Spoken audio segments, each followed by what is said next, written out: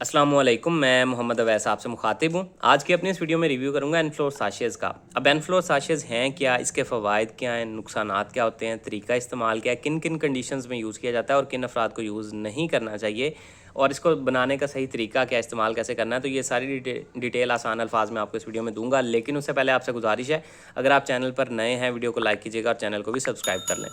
तो चलते हैं अपने टॉपिक की तरफ। तो ब्रांड नेम है एनफ्लोर 250 mg, और ये मार्टिन डोव जो है ये इसकी मार्केटिंग कर रहा है, जबकि इनको बना के बायोकोडेक्स, ये फ्रांस की एक कंपनी है, वो बना के दे रही है। कीमत की बात की जाए तो 860 रुपये में 10 साशेज़ की पैक में ये पाकिस्तानी मार्केट में अवेलेबल है।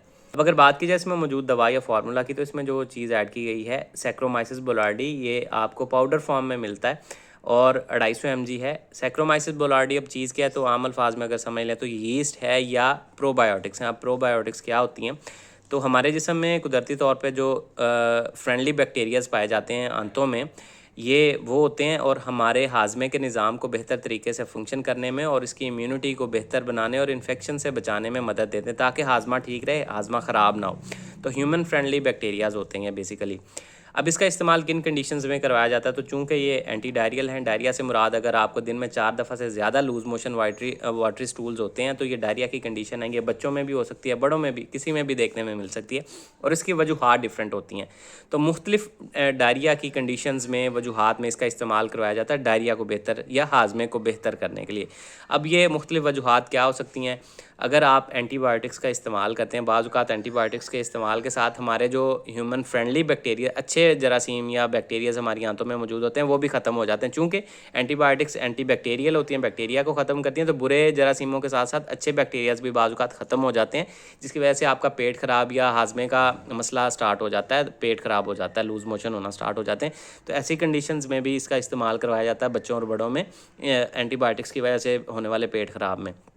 इसके अलावा ट्रैवलर्स डायरिया, यानी कि अगर कोई बंदा ट्रैवल करता है बहुत इधर उधर मुख्तलिफ इलाकों में, इधर उधर के खाने शाने बाहर के खाता है, जिसकी वजह से उसका पेट ख़राब होता है, तो उसमें भी इसका इस्तेमाल करवाया जाता है।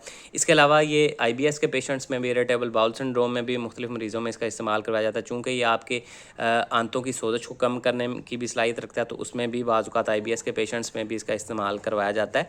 और अगर आपका गट फ्लोरा डिस्टर्ब हो जाता है, आपके पेट के जरासीम जो हैं वो कम हो जाते हैं, किसी वजह से डिस्टर्ब हो जाते हैं और हाजमा ख़राब हो जाता है, डायरिया हो जाता है, चाहे कोई वायरल इन्फेक्शन है, बैक्टीरियल इन्फेक्शन है, तो उसको ट्रीट करने में इसका इस्तेमाल करवाया जाता है, डायरिया को बेहतर करने के लिए। तो ये इसके बेसिक इस्तेमाल है। अब अगर बात की जाए इसके नुकसानात की, तो नुकसानात ऐसा कोई नहीं है ज़्यादा। कुछ अफराद में ब्लोटिंग, गैस या पेट में डिस्कम्फर्ट फील कर सकते हैं। अब अगर बात की जाए इसके तरीका इस्तेमाल या डोजेज के बारे में, तो कुछ एहतियातें हैं जो पहले आप सुन लें। इसको आपने किसी भी एंटी फंगल दवाई के साथ इस्तेमाल नहीं करना।